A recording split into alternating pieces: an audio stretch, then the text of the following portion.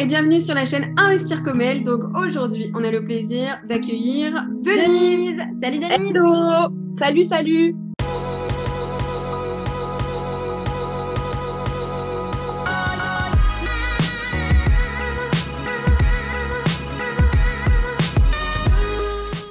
Alors Denise, tu es née où et quand?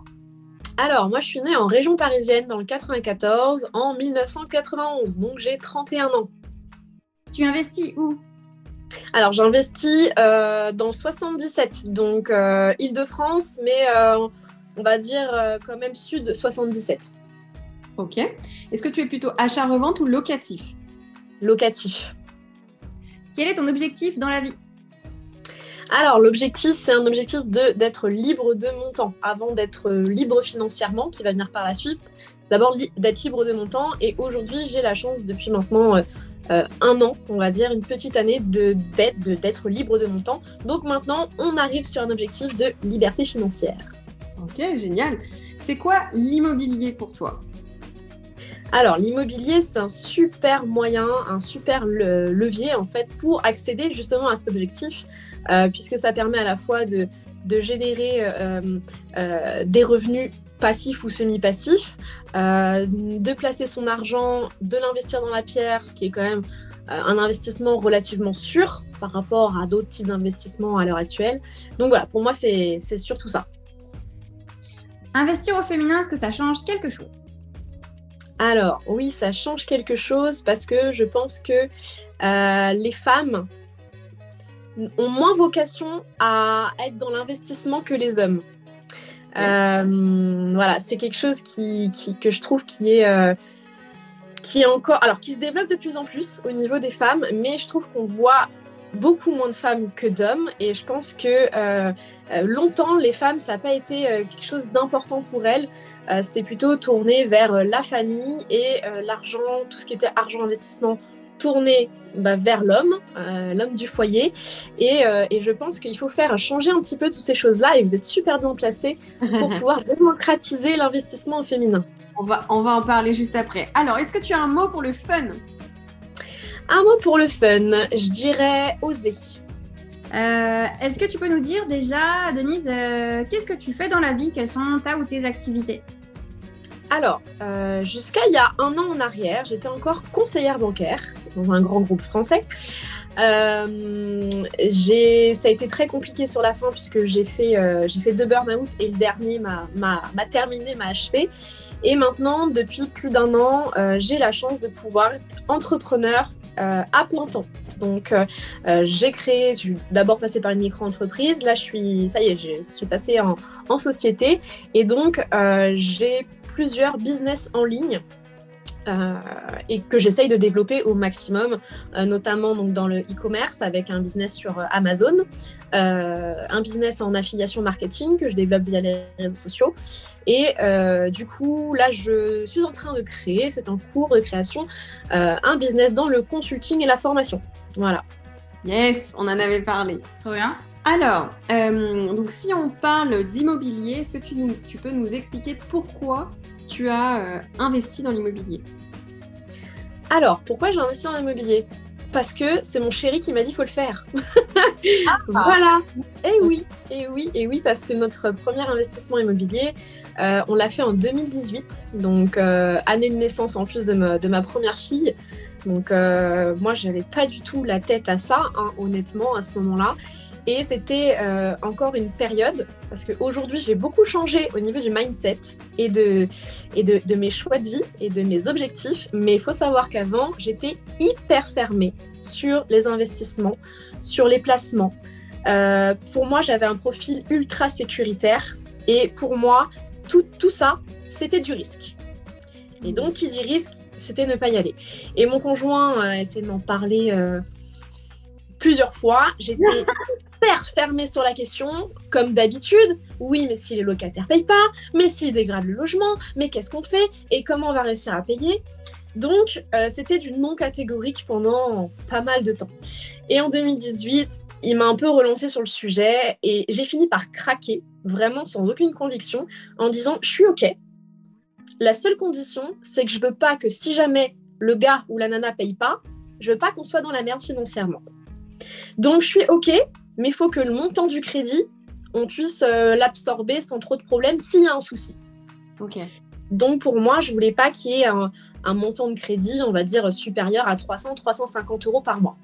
Ok. C'était l'équivalent, on va dire, d'un crédit voiture que n'importe qui peut prendre et qu'on aurait pu absorber sans souci, sans trop de difficultés en tout cas. Donc, c'est ça, en fait, qui m'a lancée déjà dans le monde de l'investissement. C'est étonnant, mais... Ouais, c'est hyper intéressant ce que tu dis. Oui. Parce que du coup, la notion importante, c'est que tu es passé à l'action, mais sous certaines conditions.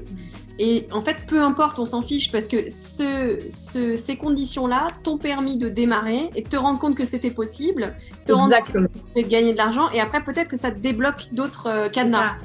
C'est exactement ce que ça a produit chez moi, c'est qu'en fait, le fait d'avoir sauté le pas en minimisant le risque, en acceptant sous certaines conditions, je me suis dit déjà, on verra ce que ça va donner. Et après, j'ai vu que c'était OK, j'ai vu que c'était pas si compliqué finalement. Voilà, que c'était possible et surtout que ça nous rapportait de l'argent et que les risques, c'est les principaux risques dont j'avais peur, c'est-à-dire les impayés, les dégâts, bah en fait, ils sont très largement minimisés si on choisit bien, si on est formé. Donc, voilà, déjà, ça m'a ouvert l'esprit sur le monde de l'investissement immobilier. Ouais. Et puis moi, ça me fait rebondir aussi sur le fait qu'il y a des gens qui sont... buté, bloqué en disant non, c'est pas pour moi. Donc du coup, ça c'est hyper intéressant parce que toi, tu étais dans cette situation. Donc toi, tu as bloqué pendant des années en disant non, pas pour moi, trop dangereux, trop machin. Donc comme quoi, en fait, n'importe qui peut changer d'avis, déjà, évoluer et donc ça ouvre une porte pour peut-être des personnes qui regardent cette interview et qui se disent ah non, mais moi jamais j'investirais. Faut jamais dire jamais. Ou aussi les personnes qui sont en couple et qui ont un conjoint qui n'est pas prêt à écouter ça et à vouloir le faire. Attendez le bon moment. N'essayez pas de précipiter les choses ou sinon faites-le de votre côté si vous avez la capacité de le faire seul. Mais ça sert à rien, je pense, de bourriner à quelqu'un qui n'est pas prêt à écouter et à accepter ce qu'on peut dire. Je pense que des fois, au lieu de vouloir forcer à expliquer à quelqu'un, juste lui dire « Ok, écoute cette vidéo, écoute cette personne, écoute cette interview, lis cet article, tu me diras ce que tu en penses. » Déjà, le fait que ce ne soit pas le conjoint et que c'est quelqu'un d'autre, des fois, on écoute un petit peu plus. Tout à fait. Ouais. Top. Est-ce que tu peux nous dire maintenant comment est-ce que tu as ciblé le ou les secteurs où tu as investi ? Alors, nous, parce que je dis nous, parce qu'on est deux, nous, on a investi, pour le moment, alors on a 3 biens en location, donc je compte pas notre RP, mais je parle du locatif. On a 3 lots, 3 appartements, et ils sont sur la même ville, donc le même secteur.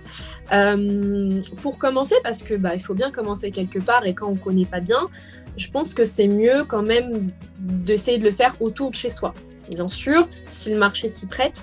Nous, c'est vrai qu'on a une ville pas très loin, à 15-20 minutes de chez nous, qui est aussi à 5 minutes du boulot de mon chéri. Donc, c'était pratique pour faire les visites. Et c'était une ville où il y avait des opportunités avec des appartements à faible prix, mais pour autant, les loyers n'étaient pas si bas. Donc, avec un bon rendement locatif. Et ça, c'était hyper important pour nous et ça nous permettait justement de pouvoir investir sous mes conditions, c'est-à-dire pas trop cher, mais avec du rendement. Donc, c'est comme ça qu'on a ciblé cette zone et c'est une zone aussi où il y a une forte demande locative.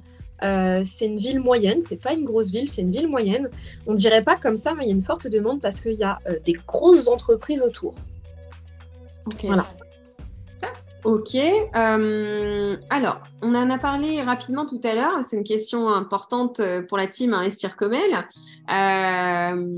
Est-ce que tu trouves qu'il y a une différence à être une femme dans l'investissement immobilier ? Alors, oui, je pense qu'il y a une différence. Il y a une différence sur plusieurs aspects. Et c'est marrant parce que c'est une question, alors au sens un peu plus large, pas forcément immobilier, mais sur l'investissement en général, que j'ai commencé à aborder dans mon groupe Telegram avec les gens qui me suivent sur le Telegram. Et parce que j'ai lu un article hyper intéressant, il n'y a pas très longtemps, sur une étude qui a été faite sur pourquoi les femmes investissaient moins. Et en fait, il y avait deux aspects très distincts. Il y avait le fait, déjà, qu'elles ne voulaient pas forcément parce qu'elles ne s'y intéressaient pas forcément parce qu'elles avaient d'autres choses à gérer et à s'occuper.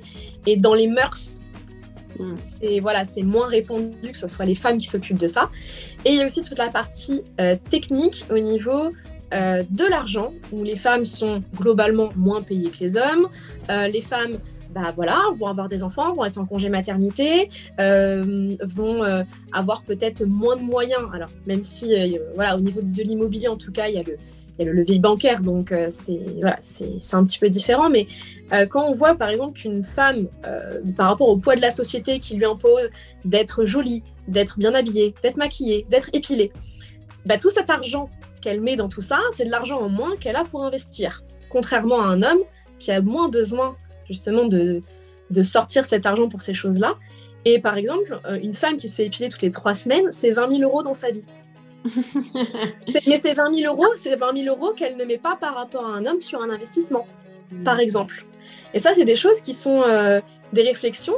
On se dit, et en fait, alors on pourrait dire, oui, mais elle n'est pas obligée de s'acheter des fringues. Mais c'est le poids de la société. Une femme, pour trouver un mari, entre guillemets, il faut qu'elle soit attirante. Pour qu'elle soit attirante, la société impose qu'elle soit un peu maquillée, qu'elle aille chez le coiffeur, qu'elle utilise des shampoings, 3 shampoings pour avoir les cheveux brillants, machin, alors que un homme n'aura pas toutes ces dépenses. Et forcément, une femme aura moins d'argent à investir. Et aussi, son attention va se porter sur sa famille, son foyer. Et elle va s'occuper des postes de dépenses dans le foyer sur des petites dépenses. Les courses, le budget du quotidien, racheter des vêtements aux enfants. Alors qu'un homme va forcément s'occuper, en général, des gros postes, achat d'une voiture, payer les vacances et ou chercher un bien immobilier.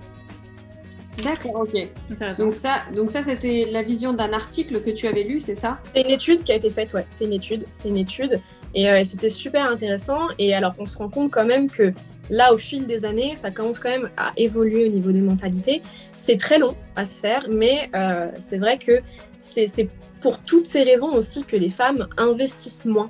Parce que il y a plein de petits bâtons dans les roues qu'un homme n'aura pas forcément, ou du moins dans les mœurs qui traînent depuis de nombreuses années, ça se fait pas de la même manière. Et je pense aussi que les femmes ont un profil beaucoup plus sécuritaire, parce qu'il faut que le foyer il faut garder de l'argent pour les enfants, machin. Alors qu'un homme, dans l'esprit, il doit continuellement chercher de l'argent pour son foyer. C'est ça qui est un peu contradictoire. Je ne sais pas si je suis claire, mais voilà. Et c'était intéressant, en tout cas, c'était un article hyper intéressant. C'est cool d'avoir la vision. Je crois qu'on n'a jamais parlé dans des interviews de ça.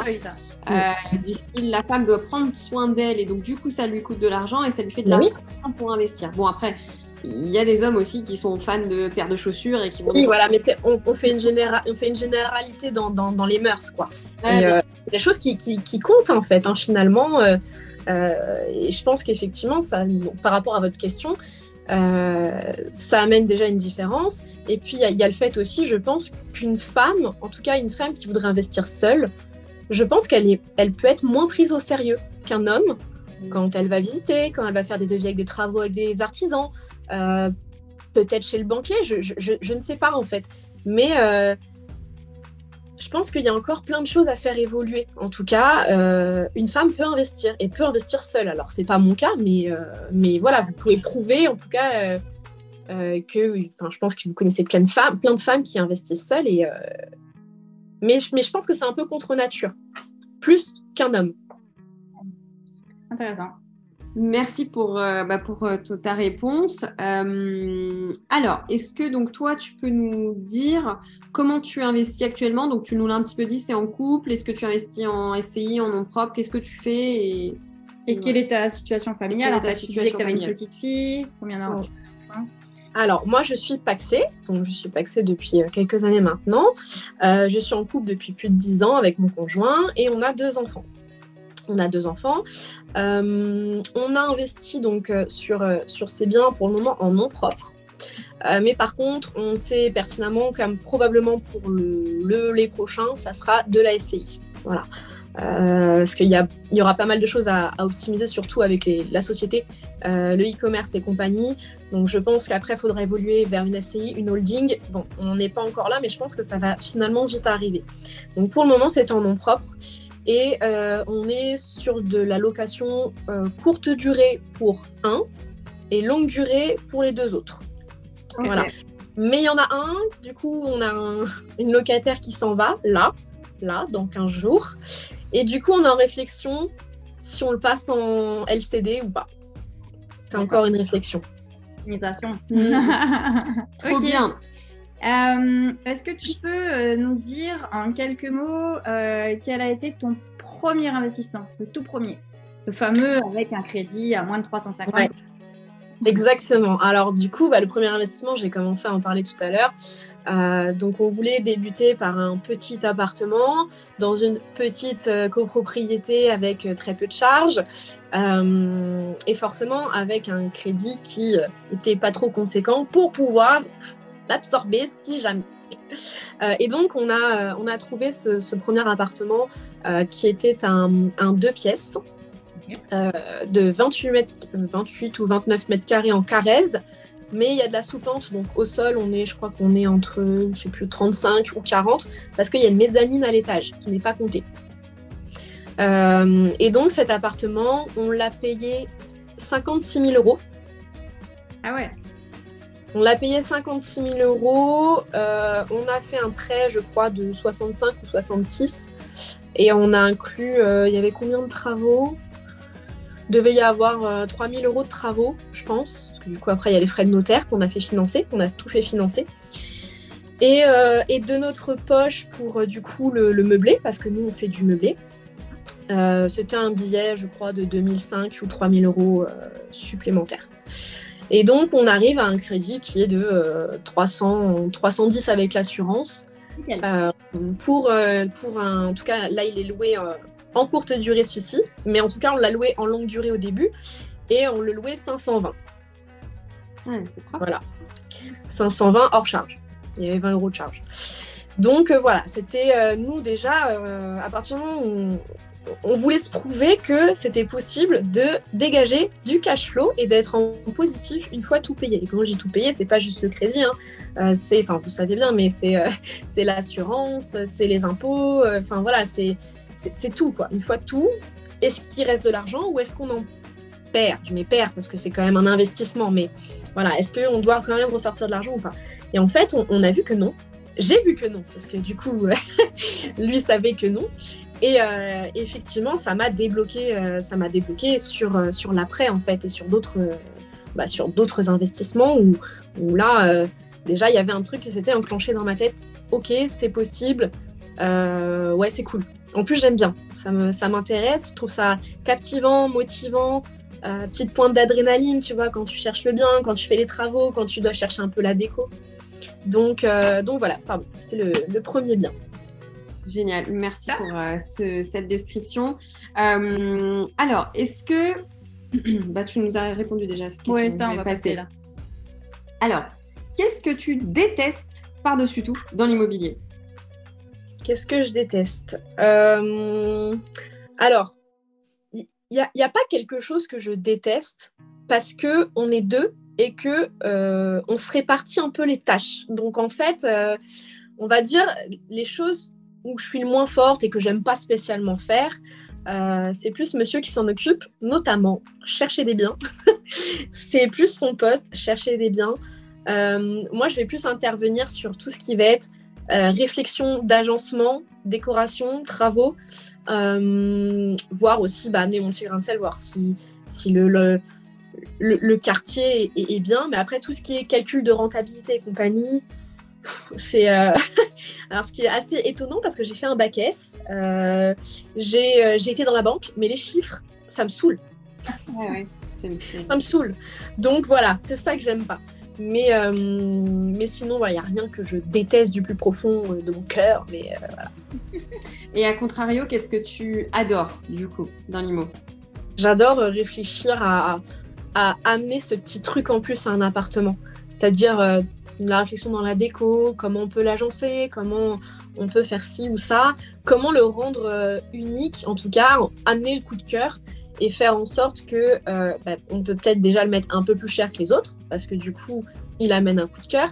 Et du coup, on n'attire pas les mêmes personnes aussi quand on fait un truc un peu plus cool. Voilà, parce que forcément, si globalement, si on propose un appartement joli, bien entretenu, avec une belle décoration, je pense que les gens auront plus envie d'en prendre soin que si on fait du basique, classique, la table Ikea à 25 €, le clic-clac récupéré sur le bon coin, enfin quand on fait du meublé en tout cas.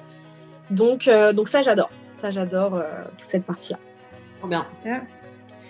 Alors... Ah si, il y a autre chose, attends, il y a autre chose aussi, parce que ça c'est mon petit passé de banquière. Mon chéri s'occupe de recruter les locataires, je parle pour la longue durée, donc il va se charger de recevoir tous les mails et tout, et il y a un truc que j'aime par-dessus tout, c'est de checker les documents, voir si c'est pas des faux. Ah j'adore. Parce que moi j'adore traquer ceux qui mentent et en tout cas qui font des faux documents, parce que du coup je sais le faire, ça a été mon travail de checker, voir si les documents étaient vrais ou faux, et ça j'adore, franchement c'est ma passion. Ok, d'accord. Effectivement, c'est particulier. C'est particulier, mais bon. Moi, je dirais que c'est chiant à faire. Ouais, carrément. Ah, moi, j'adore. Alors, est-ce que quand tu as commencé à investir, ou même maintenant, je ne sais pas, tu as eu des mentors, des gens qui t'ont inspiré, que tu as suivi et qui t'ont peut-être aussi indirectement motivé, boosté? Alors, j'ai pas de mentor au sens propre, mais il y a effectivement des personnes que je suis qui sont inspirantes. Voilà. Alors, nous, on a beaucoup suivi, en tout cas, niveau couple, Michael Ferrari, je trouve, qui a quand même un parcours assez cool et qui est quand même à la base monsieur tout le monde, quoi. Donc c'est vrai que c'est assez facile, en tout cas, de s'identifier. Yann Darwin aussi qui est quand même pas mal, et en termes de femmes il y a Alison Janglin aussi qui a un super parcours, qui est vraiment partie de rien du tout, quoi, et qui a construit son petit empire, donc c'est cool, et puis vous aussi, mine de rien, parce que du coup on a pu échanger dans la vraie vie, et tu vois, je trouve que c'est quand même inspirant aussi de voir des femmes qui partagent leur expérience. Et tu vois, je parlais avec Mélanie de son bébé immeuble, de ses recherches de financement et compagnie. Et tu vois, quand tu vois que des fois, nous, on se dit, ouais, mais comme moi, j'ai plus de CDI, machin, je sais pas trop si les banques vont dire OK. Et que tu m'avais dit, mais vas-y, quoi, monte ton dossier, tu vas te défendre. Et tu vois, juste, ça aussi, c'est inspirant. Donc voilà. Trop bien, génial. Merci pour ton retour. Alors, on dit souvent que, tu sais, l'immobilier, c'est pas de tout repos. Donc, est-ce que tu aurais une anecdote à nous partager pour illustrer cette petite phrase? Il faut que je fasse un choix, une anecdote. La plus croustillante, la plus fun, la plus... là, tout récemment, la locataire qui s'en va. Elle s'en va. Elle s'en va. Parce que c'était une locataire un petit peu spéciale, qui avait un profil différent, en tout cas des profils qu'on prenait avant, parce que comme c'est en tout cas les 2 derniers investissements, c'est des studios, donc en général des studios c'est plutôt des étudiants qui restent 1 ou 2 ans, et là c'était une dame de presque 60 ans. Voilà, mais en tout cas pas de problème, qui est venue visiter avec son fils, voilà. Sauf qu'en fait ce qu'on ne savait pas, c'est que cette dame était bipolaire. Et ça a été assez difficile à gérer, puisqu'elle nous contactait déjà énormément, beaucoup de messages, beaucoup d'appels. Et puis là, sur la fin, elle prenait plus son traitement, quoi. Donc là, on se retrouve avec une fenêtre cassée parce qu'il y avait des faux policiers qui se sont introduits chez elle pour la violenter, alors que c'était les pompiers qui venaient à son secours, quoi. Donc voilà. Donc, mais là, voilà, elle s'en va parce que maintenant, elle est prise en charge médicalement.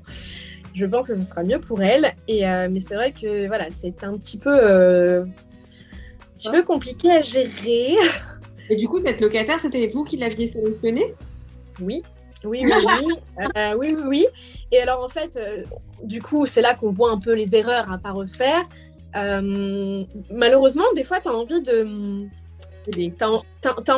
passer sur certains points qui te paraissent un peu spécial, notamment par exemple la dame était aide-soignante mais était arrêtée depuis pas mal de temps.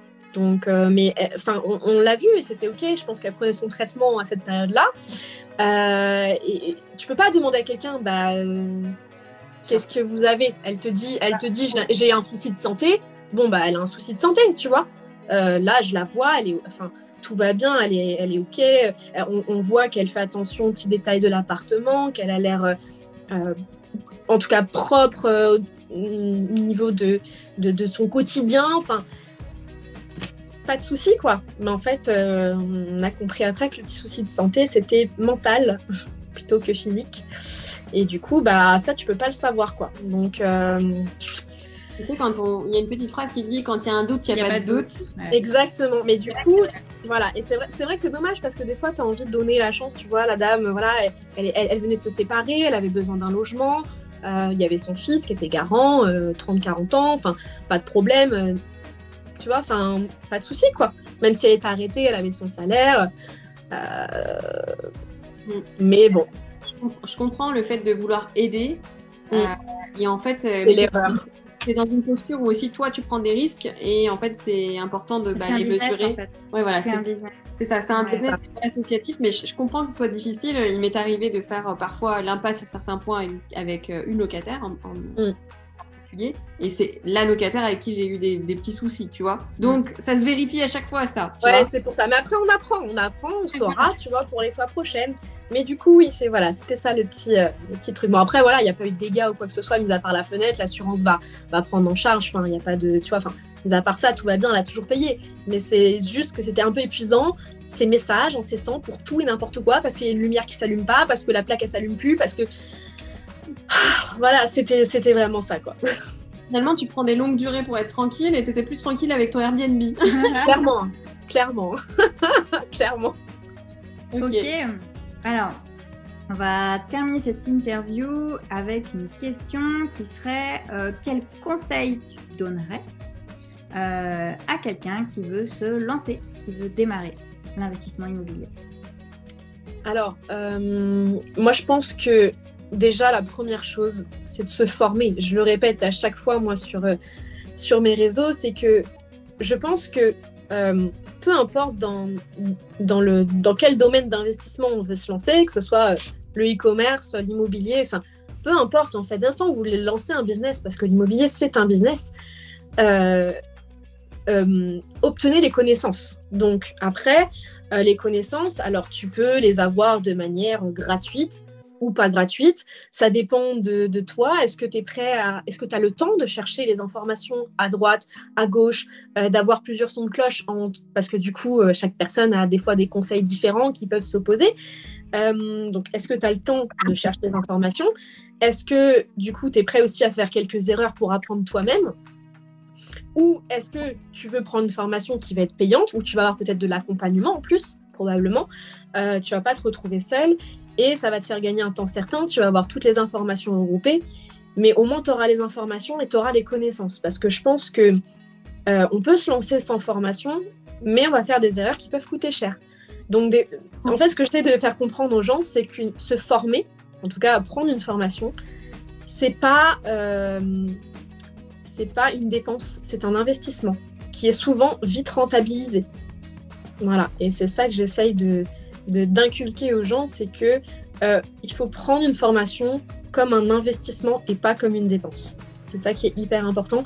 Et moi, à titre personnel, sur chaque projet que je lance, immobilier, on a pris une formation. Amazon, j'ai pris une formation. Là, pour faire mes formations, j'ai pris une formation pour pouvoir créer ma formation. Non, mais c'est important, en fait. La connaissance, ça ne s'invente pas. Donc, il faut bien qu'on l'obtienne. Soit on l'obtient tout seul par nos propres moyens, mais voilà.